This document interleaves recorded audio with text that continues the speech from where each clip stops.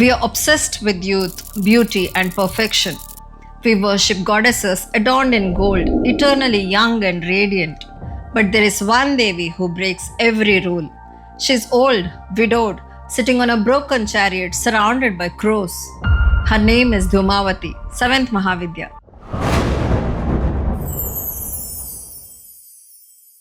Why an inauspicious goddess be considered a dimension of supreme wisdom? In Hinduism, we rarely see widowed goddesses. Every form of Devi, Lakshmi, Parvati, Durga has a consort, representing the union of Shiva and Shakti. But Dhumavati stands alone, no ornaments, no vibrant colors, just raw, uncomfortable truth. The Puranas tell us strange stories about her origin, and they sound absurd at first, but that's because we are missing the deeper meaning. According to Pranatoshini Tantra, Dhumavati emerged from the smoke when Sati burnt herself at Daksha's Yajna. She is literally born from destruction, from the smoke of ending. Another story from the Shakta traditions say even more shocking story. She once was consumed by insatiable hunger. In that hunger, Sati swallowed Shiva himself. When she released him, he cursed her to become a widow. She became Dhumavati, the one who consumed the very source of creation. See, in Hindu cosmology, Shiva represents pure potential energy, the stillness. Shakti is the kinetic energy, movement, creation, manifestation. They are not two separate entities, they are two aspects of one energy. When Shakti separates from Shiva, creation begins. The universe springs into motion.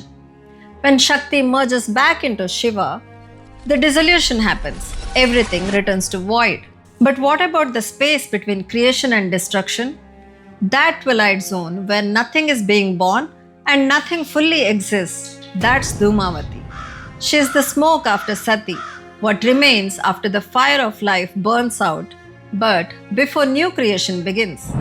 She swallowed Shiva, meaning she represents that state when even consciousness withdraws, the void, the gap, the great emptiness. This is why her imagery is so specific. The broken chariot, it's not moving. It represents stagnation, the pause between cycles. The crows, scavengers that feed on death, symbolizing the end of vitality, the decomposition phase. Now, why does this matter to us? Because we live in denial. We are terrified of aging, of loss, of emptiness in life. We are obsessed over youth, as if it's permanent. We fill every moment with noise and distraction because silence scares us. But beauty fades, relationships end, projects fail. You see, between every successful period, there's a period of waiting, of uncertainty, of feeling lost. Dhumavati teaches us that these empty phases are not curses, they are essential dimensions of existence. The silence between notes is what makes music. Dhumavati is a Mahavidya, a great wisdom, precisely because she forces us to confront what we avoid.